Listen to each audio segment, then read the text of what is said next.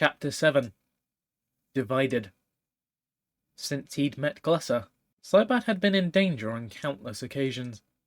The goblin had been shot at, stabbed, cut, singed, gained and lost more friends than they wanted to think about, endured leonine threats and shamanic torture, found himself imprisoned by crazy elves and put on trial for a crime he hadn't even seen, let alone committed, and was once briefly buried under a stump by a giant beetle that had mistaken Slobad for baby food.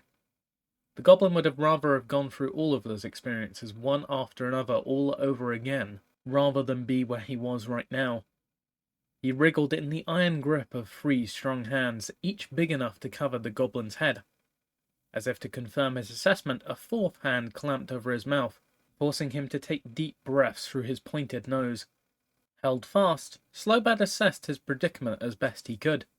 The goblin had expected some changes, but was stunned to see what had happened to the interior in the short time since the explosion that had created the green lacuna.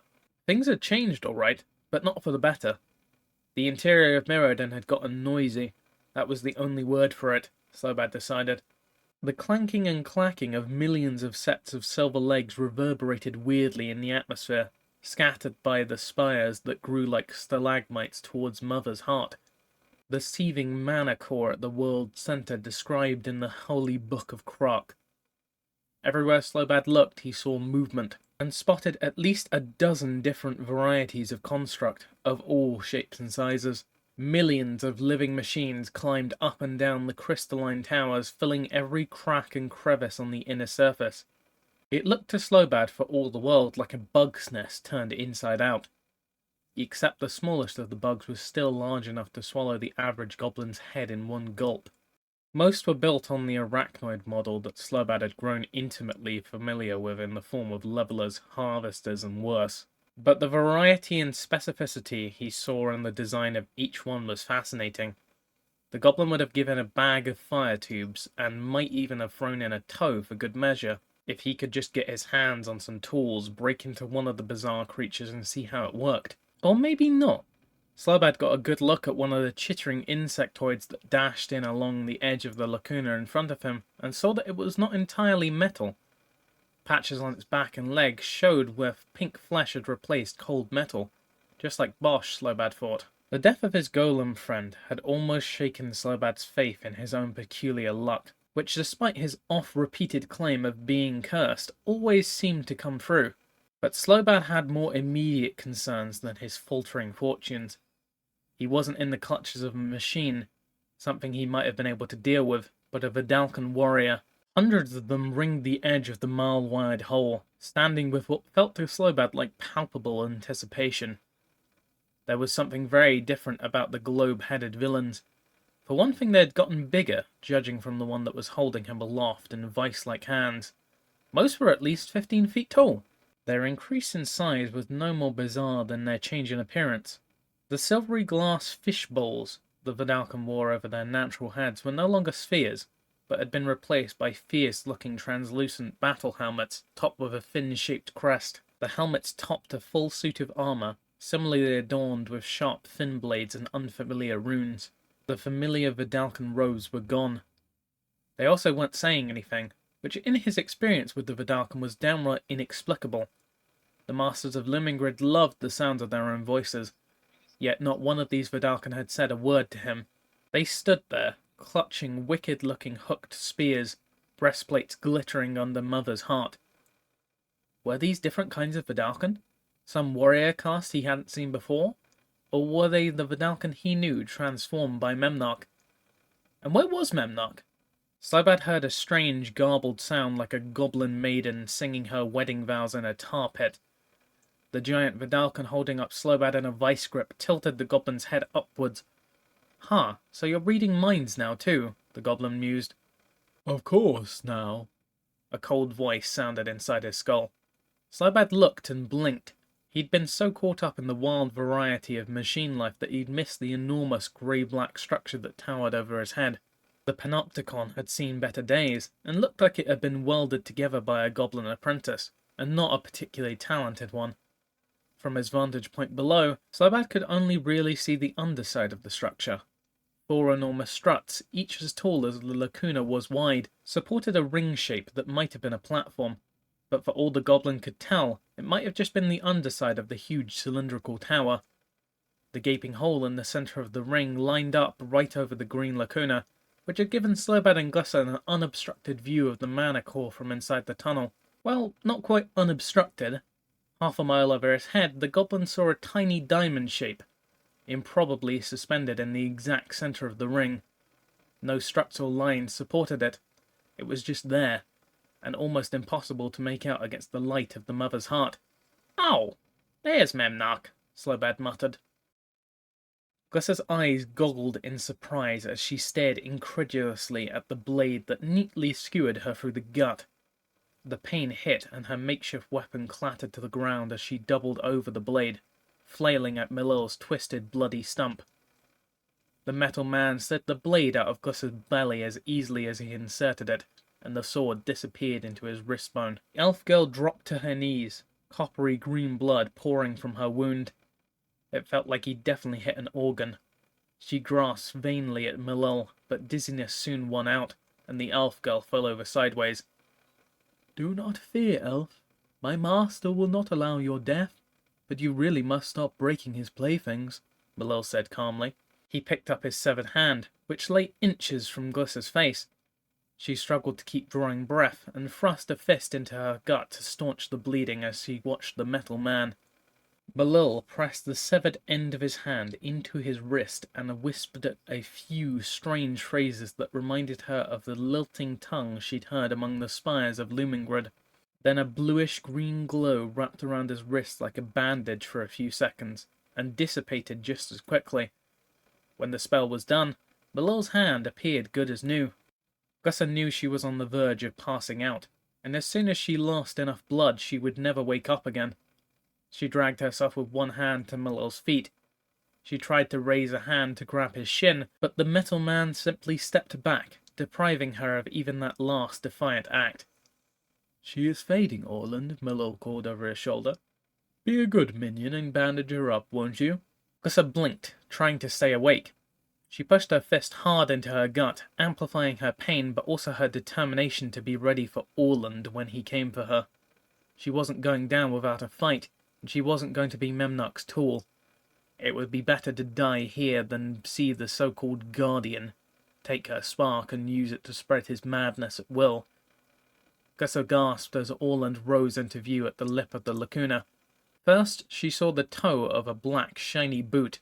Then the Vedalken swung his bulk over the edge, not unlike a door on a hinge, and he stood towering in front of her.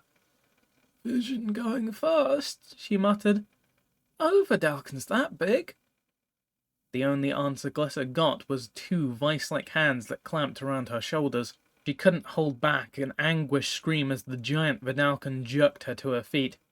She felt warmth spread over her belly as her fist slipped from her open wound and blood began flowing freely again. Orland didn't say a word, but held Glissa firmly in his upper set of hands. She felt the Vedalken's second lower set of palms press firmly against the entry and exit wounds.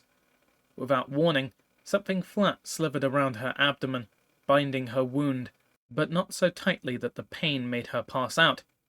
She gazed down at her belly and saw wide, silvery cloth encasing her torso.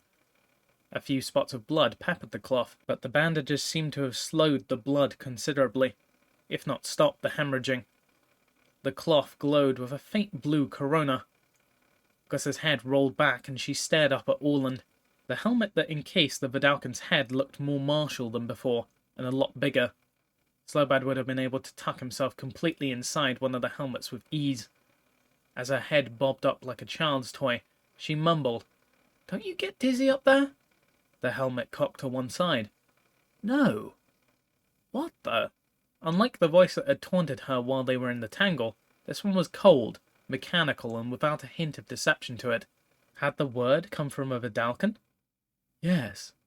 "You can hear my thoughts?" Glissa projected, still fighting the haze in her brain that threatened to consume her. "Obviously."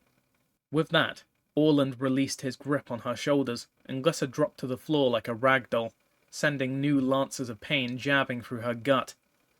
The towering Vedalken was already heading back out of the lacuna and into the interior. "Better?" Malil asked innocuously and kicked her in the side. Glissa moaned pitiably and rolled into her stomach, hacking up clots of blood.